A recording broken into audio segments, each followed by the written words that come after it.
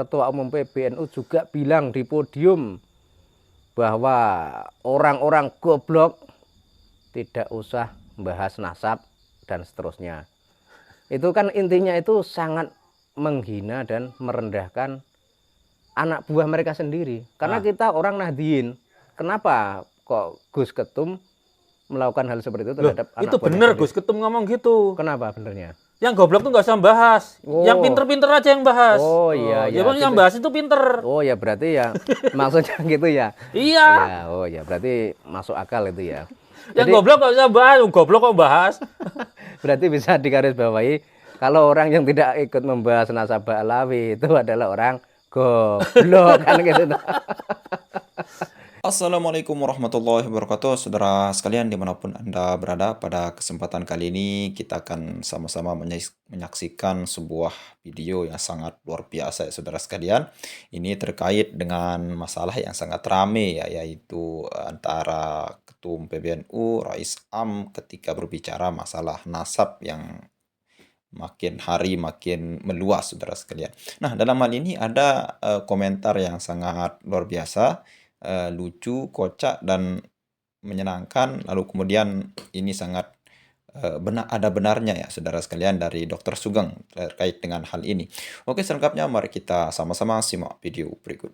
Ketua Umum PBNU juga bilang di podium bahwa orang-orang goblok tidak usah bahas nasab dan seterusnya. Itu kan intinya itu sangat menghina dan merendahkan anak buah mereka sendiri. Karena kita orang Nahdien. Kenapa kok Gus Ketum melakukan hal seperti itu terhadap anak buahnya sendiri? Itu bener Gus Ketum ngomong gitu. Kenapa benernya? Yang goblok tuh nggak usah bahas. Yang pinter-pinter aja yang bahas. Oh iya, ya. Yang bahas itu pinter. Oh ya berarti ya maksudnya gitu ya. Iya. Ya, oh ya berarti masuk akal itu ya. Yang goblok nggak usah bahas. Goblok kok bahas. Berarti bisa digarisbawahi kalau orang yang tidak ikut membahas nasabah alawi itu adalah orang goblok kan gitu. Gitu bener Gus Ketum itu. Bener. Yang goblok-goblok nggak usah bahas. Goblok kok bahas. Yang pinter lah yang bahas. Ini soalnya pokoknya nanti ujungnya sudah lihat. Ujungnya itu soal husnuzon. Itu satu. Karena namanya catatan itu sampean cari ya tidak mungkin lengkap. Tidak mungkin coba. Sekarang ini aneh-aneh diskusinya ya. Bantah-bantahnya orang-orang itu. Ada yang bilang kosongnya 700 tahun. Enggak ada catatan 700 tahun. Terus enggak, ini ternyata setelah diteliti enggak ada catatan itu cuma 100 tahun. Terus ada lagi, wah cuma 50 tahun dan seterusnya. Tapi enggak mungkin lengkap. Enggak mungkin bisa lengkap betul-betul urut itu enggak mungkin. Pencatatan itu membutuhkan tradisi tersendiri. Dan tradisi mencatat di lingkungan Islam itu tradisi baru. Apalagi di lingkungan orang Arab. Orang Arab itu tidak bisa nyatat. Makanya disebut bangsa ummi itu karena tidak punya kebiasaan mencatat. Nah tapi kan ada riwayat oral dari mulut ke mulut itu ada. Lama ya kan pasti ketemu kalau ilmiah. Tapi syaratnya jangan ada caci maki, jangan ada menjatuhkan. Kan bagus kalau nemu ini kok nasabnya menurut saya putus, datanglah ke dibuat mudzakarah di situ. Gimana ini anak? Terus mencari, ketemu nanti. Kalau urusan ilmiah ketemu. Kalau urusan ilmiah akan membangkitkan anak-anak yang cerdas-cerdas itu terbangun, ya, tergugah untuk mulai ingat pada dulu waktu ngaji bahkan buka-buka. Bisa melahirkan anak-anak cerdas atau memunculkan mereka yang selama ini tidur bisa muncul. Tapi tetap dalam koridor husnudzon, koridor yang penuh dengan ketawadhuan, bukan lalu istilahnya itu ya ngungkit-ngungkit sejarah, ngungkit-ngungkit mbahnya dulu, ngungkit. Ini sudah bagus sebenarnya di Indonesia.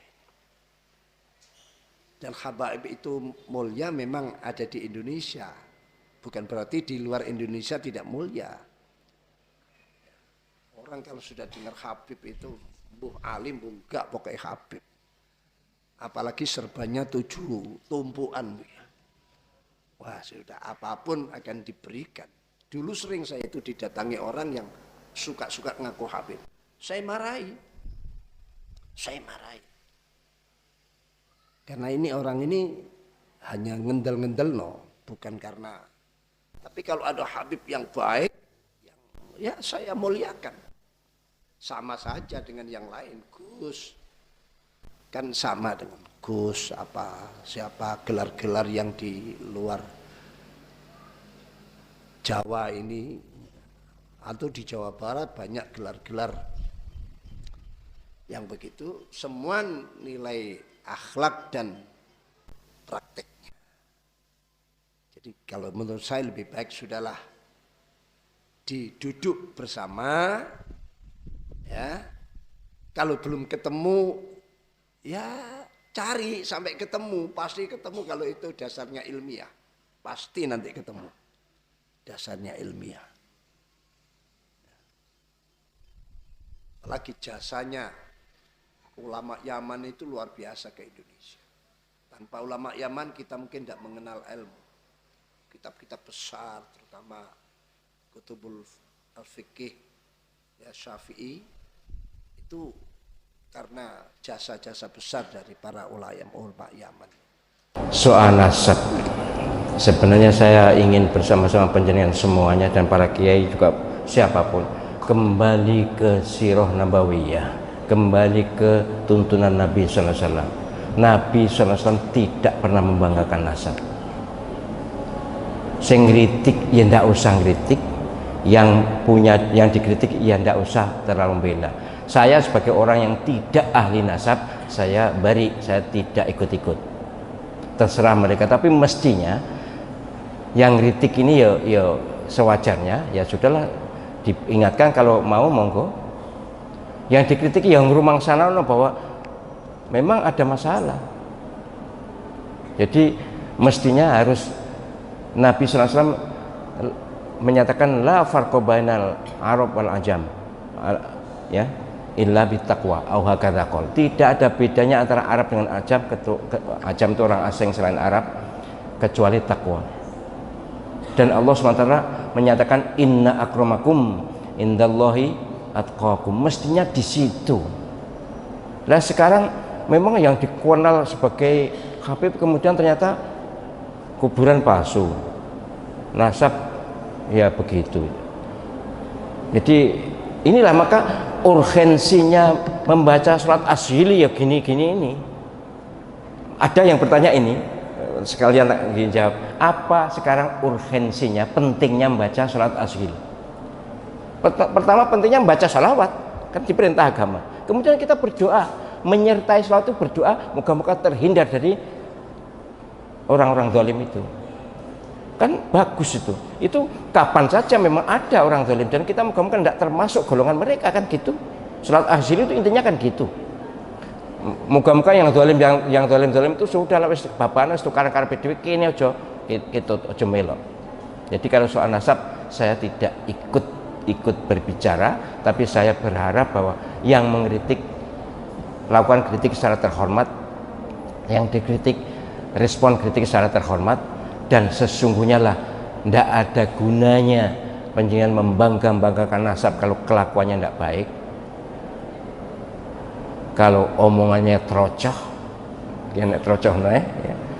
Jadi kan ada toh yang ngaku nasabnya bagus tapi kelakuannya tidak bagus, ada di Konoha sana itu loh. Jadi yang terpenting sekali lagi kelakuannya, perilakunya, amaliyahnya, bukan nasabnya. Ini penting bagi saya dan saya terus terang tidak ikut-ikut, walaupun hati saya sebenarnya punya keberpihakan, jelas punya, namanya manusia kok. Tapi kan kalau saya ekspresikan, karena ini ada dua golongan yang pro kontra ya, nanti tambah membuat garis yang berbeda atau membuat musuh baru ya, tidak enak ya, tidak enak. Jadi menurut saya sih ya yang ribut-ribut kurang kerjaan, biarin. Saat ini Rois Am PBNU yakni Kiai Haji Miftahul Akhyar dan Ketua Umum PBNU Gus Yahya Khalil Stakuf lagi rame menjadi perbincangan masyarakat di Indonesia, terutama umat Nahdien. Dikarenakan keduanya belakangan ini seolah-olah berpihak kepada Ba'alawi dan seolah-olah tidak lagi mempedulikan orang-orang Nahdien, terutama yang berada di akar rumput atau Nahdien yang kultural. Hal itu tentu saja membuat masyarakat di Indonesia melakukan berbagai hal dan menunjukkan kekecewaan, bahkan ada juga yang berharap bahwa Rois Am diganti saja, termasuk juga Ketua Umum PBNU ini. Dan malam hari ini saya bersama dengan Pak Dr. Sugeng. Kali ini kita akan membahas tentang siapa sebenarnya Ketua Umum PBNU. Karena menurut selentingan kabar, Ketua Umum PBNU itu adalah bergelar dokter. Benar, Pak?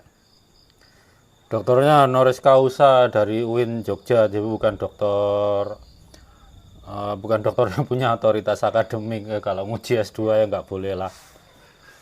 Berarti secara gelarnya itu sebenarnya gimana itu, Pak? Belum masuk sebagai gelar yang sebenarnya dokternya itu. Dokter honoris causa itu dokter penghormatan. Ya memang ada yang dokter karena kualitas akademik. Saya ambil contoh. Jenderal Abdul Haris Nasution itu wajar digelari dokter honoris causa. Kenapa? Beliau menulis buku pokok-pokok perang gerilya yang dia jadikan buku ajar di akademi militer di dunia. Itu walaupun dokter penghormatannya karena kualitas akademiknya. Jadi paling enggak sudah punya suatu karya atau suatu hasil yang bisa dijadikan alasan untuk memberikan gelar tersebut. Iya, kalau seperti Jenderal Abdul Haris Nasution. Ya. Nah, kalau ketum saya nggak tahu. Tapi Jenderal Abdul Haris Nasution lulus akademi militer loh ya. Oh iya. Termasuk dulu Gus Dur juga dapat juga ya. Gus Dur itu lulus S1-nya. Iya, betul. Nah kalau yang ini yang Gus Yahya ini dapat gelar seperti itu kira-kira dari jalur apa itu, Pak? Ya kalau dokter honoris causa sih ya terserah kampusnya. Tapi seharusnya itu kan ada suatu apa ya istilahnya itu peran atau punya apa hasil karya paling enggak ya? Ya nggak tahu, Win yang ngasih Win. Oh yang ngasih Win itu ya. Jadi ya namanya gelar dokter honoris causa itu memang seharusnya ya tidak sembarangan orang bisa mendapatkannya dan dengan cara yang tidak mudah. Nah, sebetulnya di awal-awal Republik kita berdiri itu gelar dokter HC juga ngasihnya nggak mudah. Seperti Profesor Wakil Presiden pertama kita, itu ya memang wajar lah diberi gelar dokter. Beliau sendiri kan sebetulnya calon dokter tapi nggak sampai lulus waktu di Belanda. Iya. Ya itu kan karena kenapa sekarang kok yang dibahas itu adalah Ketua Umum PBNU? Ya karena sekarang itu lagi rame tentang polemik nasabah Alawi. Dan kita juga masih ingat di awal-awal polemik itu Ketua Umum PBNU juga bilang di podium bahwa orang-orang goblok tidak usah membahas nasab dan seterusnya. Itu kan intinya itu sangat menghina dan merendahkan anak buah mereka sendiri. Karena kita orang Nahdien. Kenapa kok Gus Ketum melakukan hal seperti itu terhadap anak itu buah bener sendiri? Gus Ketum ngomong gitu. Kenapa benernya? Yang goblok tuh nggak usah bahas. Yang pinter-pinter aja yang bahas. Oh iya. Ya bang, yang bahas itu pinter. Oh ya berarti ya maksudnya gitu ya. Iya. Ya, oh ya berarti masuk akal itu ya. Yang goblok nggak usah bahas. Yang goblok kok bahas. Berarti bisa digarisbawahi kalau orang yang tidak ikut membahas nasabah Alawi itu adalah orang goblok kan gitu. Gitu bener Gus Ketum itu. Bener. Yang goblok-goblok nggak usah bahas. Goblok kok bahas. Yang pinter lah yang bahas. bahas juga percuma, nggak nyambung itu ya. Ya betul. Kemudian yang kedua terkait itu tadi ya, kemarin kan juga ada video itu yang beredar bahwa seorang Gus ya yang diliput di salah satu stasiun YouTube itu menyatakan kalau kaitan antara Gus Ketum dengan Rois Am. Jadi ada ikatan atau semacam kesepakatan. Dan bisa dikatakan bahwa yang menunjuk atau yang menentukan Ketua Umum PBNU adalah Kiai Haji Gus Yahya Kholil Stakuf itu adalah Rois Am itu sendiri, Pak Kiai Haji Miftahul Akhyar. Nah ini tentu saja membuat masyarakat menjadi istilahnya itu tidak begitu lega dengan adanya Ketua Umum PBNU yang ada sekarang. Karena di situ kelihatan banget bahwa ada semacam politik untuk pengangkatan Ketua Umum PBNU dan di situ melibatkan Rois Am Kiai Haji Miftahul Akhyar. Sehingga yang satunya Kiai Haji Said Akil Sirot secara otomatis tidak terpilih sebagai Ketua Umum PBNU. Tapi itu adalah persoalan di lingkup kepengurusan PBNU. Namun yang lebih penting lagi bagi masyarakat di Indonesia itu adalah tentang sikap dari kedua tokoh itu. Kenapa yang disoroti adalah kedua tokoh itu? Ya karena selama ini yang menjadi korban Ba'alawi itu adalah orang-orang Nahdliyin. Kemudian tadi saya juga melihat sebuah video penjelasan singkat dari Rois Am Kiai Haji Miftahul Akhyar itu malah mengatakan soal nasab itu adalah soal pribadi. Artinya yang berhak mengurusi soal nasab itu hanya pribadi masing-masing. Nah ini kan tidak sesuai dengan apa yang dinamakan amar ma'ruf nahi mungkar atau apa yang dinamakan membela kebenaran. Artinya ketika ada orang Nahdliyin yang di situ jelas-jelas sudah dibodohi dan ditipu oleh klan Ba'alawi dengan pengakuan mereka sebagai cucu Nabi, kemudian hal itu kok cuma dibiarkan dengan alasan bahwa urusan nasab adalah urusan pribadi. Ini kan sebenarnya tidak tepat ya Pak kayak gitu Pak. Itu kalau nasab sampean, aku, Kiai Miftah yang kita nggak tahu bapaknya siapa gitu. Iya. Tapi kalau nasabnya ke Rasulullah ya urusannya umat Islam lah. Iya, betul. Jangan sampai nama Rasulullah nasabnya dipakai menipu umat Islam. Kan gitu. Umat Islam itu cinta kepada Rasulnya. Ya. Jangan karena cintanya itu ditipu. Nah, itu loh. Berarti kan kalau orang itu cuma mengatakan bahwa soal nasab adalah soal pribadi, kemudian tidak peduli dengan umat Islam yang tertipu dan tertindas, itu berarti sama saja tokoh tersebut tidak memikirkan umat Islam pada umumnya. Orang itu nggak mencintai umat dan nggak mencintai Rasul. Dan itu juga salah satu bentuk semacam jiwa kepemimpinan yang kurang kayak gitu Pak. Karena tidak mempedulikan anak buah. Berhala itu nggak punya jiwa kepemimpinan. Nggak ada ya kayak gitu ya. Ya itulah sekilas tentang apa yang terjadi di kepengurusan PBNU. Kepengurusan PBNU sekarang tuh apes. Kenapa apesnya itu? Namanya Nahdlatul Ulama itu apa? Artinya apa? Apa Pak? Kebangkitan ilmuwan. Kemarin ketua Tanfidsnya seorang profesor doktor. Ya. Yeah. Kemudian diganti oleh orang yang dari UGM aja S1-nya nggak lulus. Gitu ya. Oke, saudara sekalian, itu tadi pemberbincangan yang sangat luar biasa sekali terkait dengan polemik-polemik yang terjadi di tubuh PBNU antara para elitnya, lalu kemudian kalau kita dengar apa yang disampaikan oleh Ketua PBNU, Rois Am, dan lain sebagainya, maupun Dr. Sugeng, itu memang banyak terjadi perbedaan pandangan-pandangan yang sangat mencolok terkait dengan polemik nasab ini, saudara sekalian. Nah, terkait dengan hal itu, kita akan berbicara masalah bagaimana tanggapan-tanggapan Dr. Sugeng terkait dengan kirsuhnya polemik nasab yang saat ini sudah menggerogoti menjurus ke tubuh PBNU itu sendiri, saudara sekalian. Nah, dalam hal ini Kiai Haji Yahya Kholil Stakuf itu pernah bilang bahwa yang goblok-goblok jangan jangan ikut-ikutan lah bahas nasab. Nah ini memang disaut langsung oleh Dr. Sugeng tadi, yaitu ya benar gitu. Artinya yang pinter-pinter aja yang bahas nasab. Berarti siapapun yang ingin bahas nasab itu memang harus orang-orang pintar, saudara sekalian. Berarti orang yang bahas nasab itu adalah orang-orang yang pilihan seperti Kiai Haji Madudin, lalu kemudian Dr. Sugeng, Kiai Haji Nur Ihya, Kiai Alwi Nurul Alam dan lain sebagainya, dan Gus Abbas, dan masih banyak kiai-kiai yang cerdas yang memang setuju dengan pembelaan Kiai Haji Amiruddin Utsman Al-Bantani terhadap apa yang beliau sampaikan, saudara sekalian. Memang benar yang dikatakan oleh Ketua Umum PBNU bahwa yang goblok-goblok jangan bahas nasab, ya cukup husnuzon saja.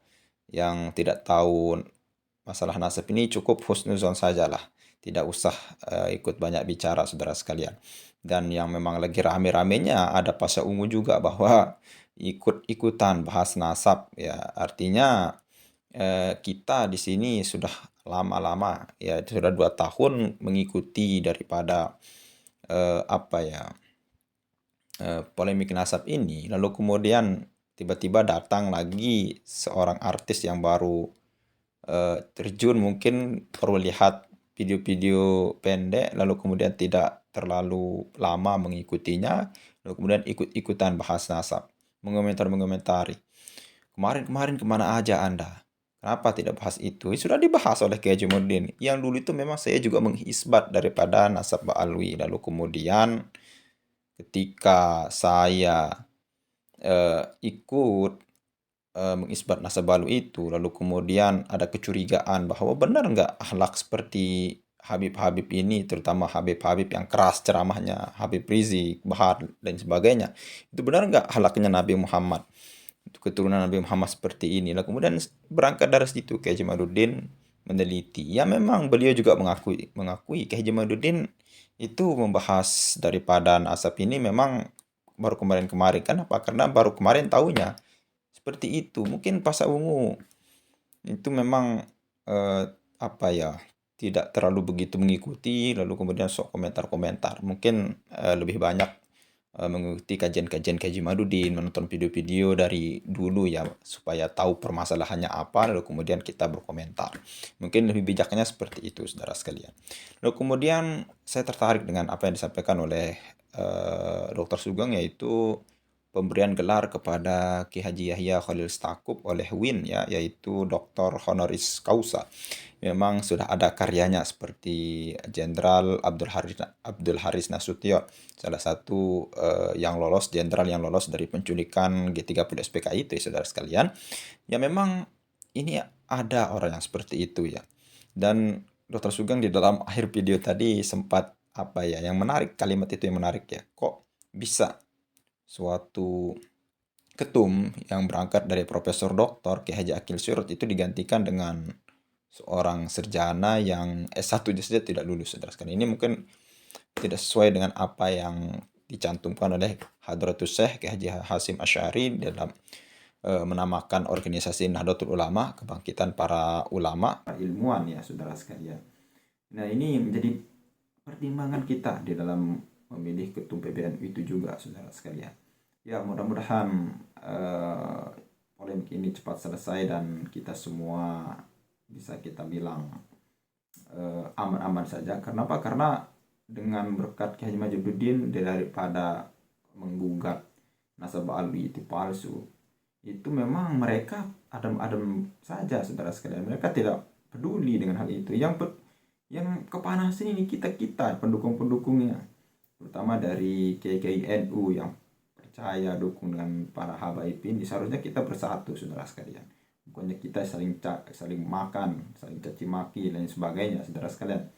Ya, artinya kita sebagai pribumi mungkin kalau tidak ada titik temunya, kita diskusi dengan baik-baik. Dan PBNU, Ketua PBNU, Rais Am itu sebagai penengah, bukan sebagai, bisa kita bilang, anak tirian daripada putra asli pribumi Ki Haji Madudin, ya, dalam hal ini. Lalu kemudian membela daripada klan Ba'alwi yang memang kita ketahui dalam sejarah yang ditulis oleh Hupri Jong dan lain sebagainya, itu memang didatangkan ya, apalagi buku Sunnah Kristen Kronya itu ya, memang itu didatangkan, benar-benar didatangkan untuk melawan umat Islam dari dalam, saudara sekalian, orang-orang Yaman. Ya mungkin hanya itu saja bisa kita sampaikan, mudah-mudahan bermanfaat. Sekian, assalamualaikum warahmatullahi wabarakatuh.